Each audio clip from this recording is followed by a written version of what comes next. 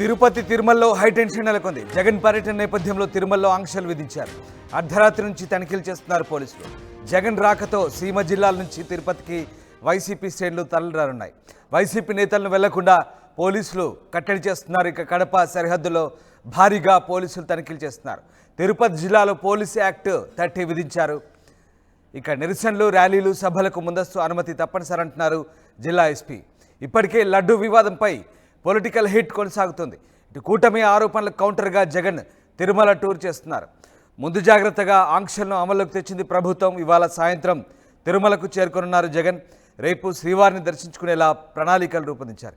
ఈ నేపథ్యంలో జగన్ టూర్ నేపథ్యంలో భారీగా పోలీసులు బందోబస్తు ఏర్పాటు చేశారు. ఇప్పటికే వైసీపీ శ్రేణులు తిరుమల చేరుకునే ప్రయత్నం చేసింది. అయితే ఎక్కడికక్కడ పోలీసులు వారిని అడ్డుకుంటున్న పరిస్థితి కనబడుతోంది. లడ్డూ వివాదంపై పొలిటికల్ హీట్ కొనసాగుతున్న నేపథ్యంలో తిరుపతి జిల్లాలో పోలీస్ యాక్ట్ 30 విధించినట్టుగా తెలుస్తోంది. నిరసనలు, ర్యాలీలు, సభలకు ముందస్తు అనుమతి తప్పనిసరి అంటున్నారు జిల్లా ఎస్పీ. మరోవైపు కడప సరిహద్దుల్లో భారీగా పోలీసుల తనిఖీలు జరుగుతున్నాయి.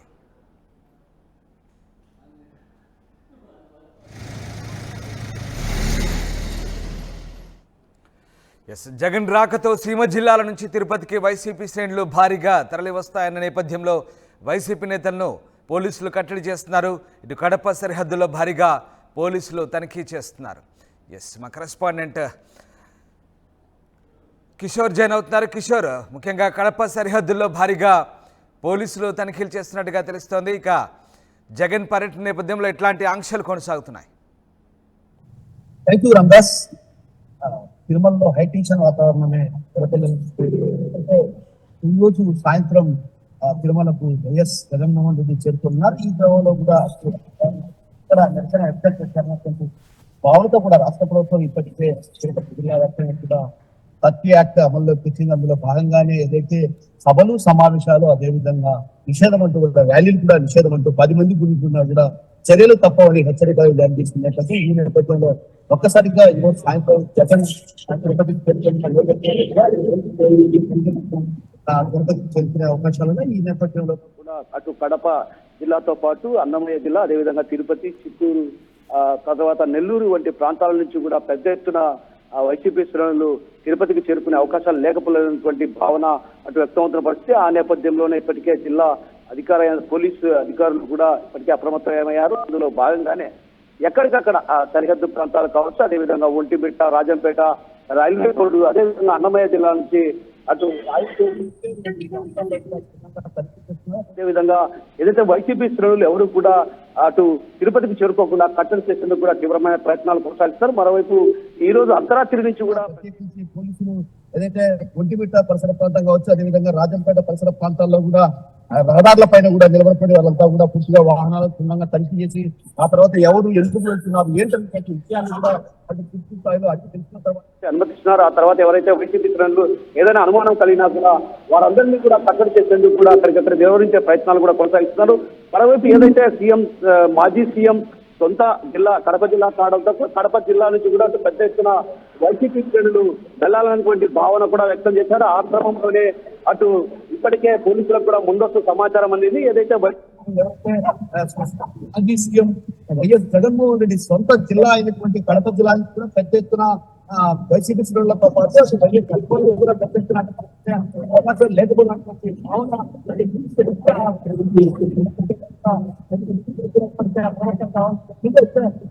లడ్డు మహాప్రసాదం ఈ అంశం పైన కూడా అటు వివాదం ముదిరి పాకాన పడినటువంటి పరిస్థితి.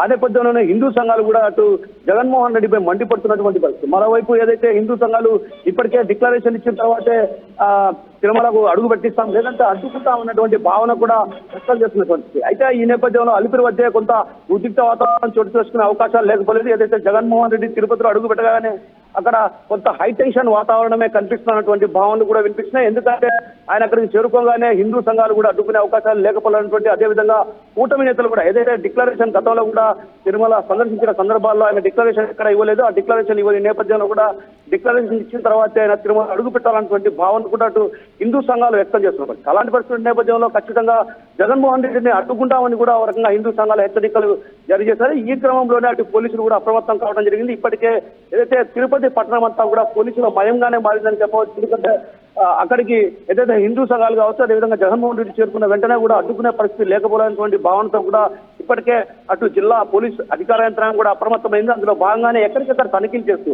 ఏదైతే వైసీపీ ఎక్కడికి కట్టడి చేసింది, ఎక్కడి వారిని అక్కడ కట్టడి చేసింది కూడా తీవ్రమైన ప్రయత్నాలు కొనసాగిస్తున్నారు.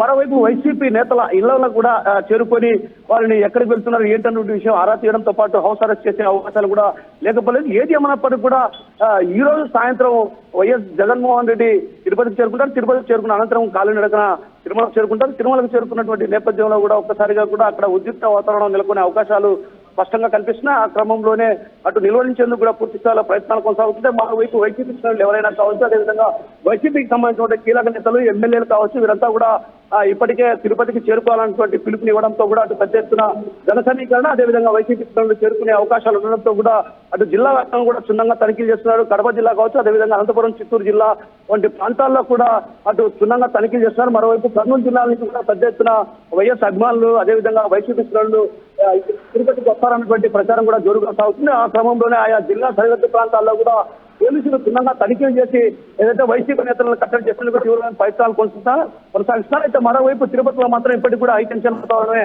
కొనసాగుతుందని చెప్పవచ్చు. రామ్దామ్. Right, yes, thank you Kishore. Tirupati తిరుమలలో అయితే హైటెన్షన్ కొనసాగుతుంది. జగన్ పర్యటన నేపథ్యంలో తిరుమలలో ఆంక్షలు విధించారు.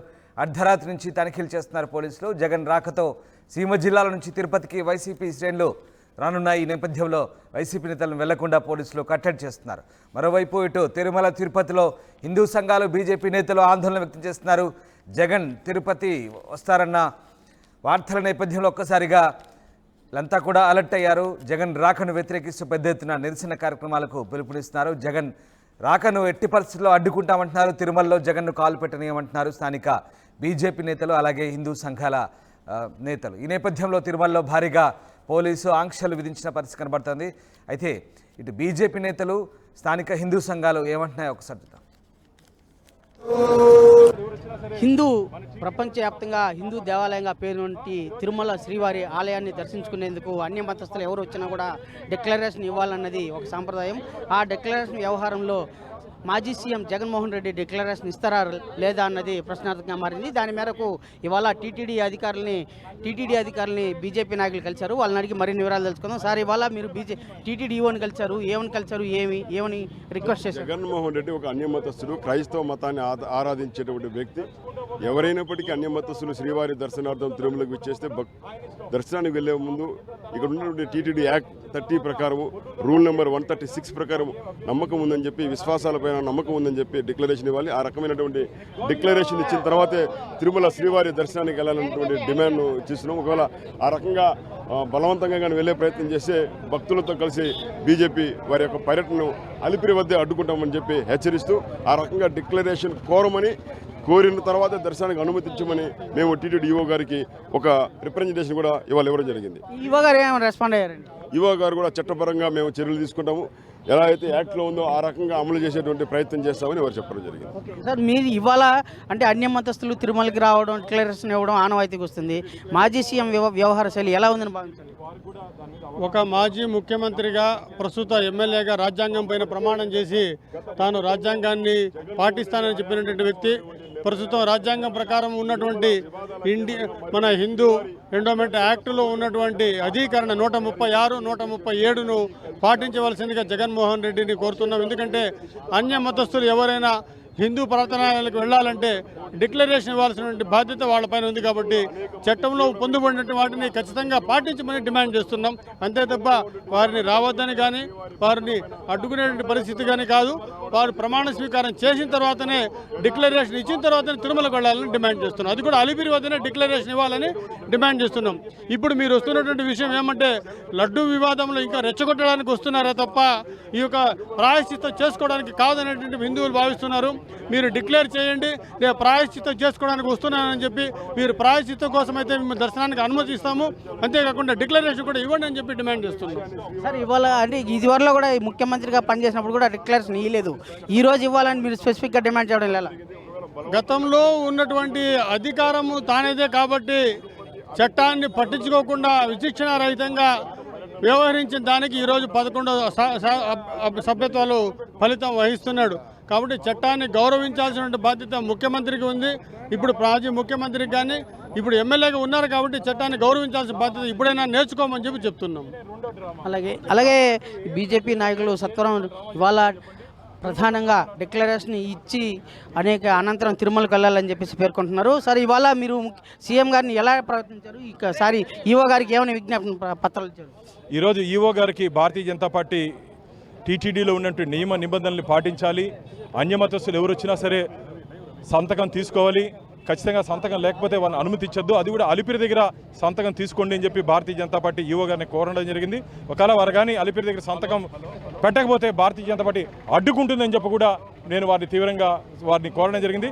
జగన్మోహన్ రెడ్డిని హెచ్చరిస్తున్నాం, రేపు కానీ నువ్వు కానీ సంతకం పెట్టకపోతే ఈ గరుత్మంతుడు సాక్షిగా చెప్తున్నాం, అందరూ భారతీయ జనతా పార్టీ కార్యకర్తలందరూ గరుత్మంతుడి విగ్రహం దగ్గర గరుడుల వాలి నిన్ను అడ్డుకుంటామని చెప్పి జగన్మోహన్ రెడ్డిని భారతీయ జనతా పార్టీ తీవ్రంగా హెచ్చరిస్తూ రేపు జరగబో పరిణామాలు చాలా తీవ్రంగా ఉంటాయి.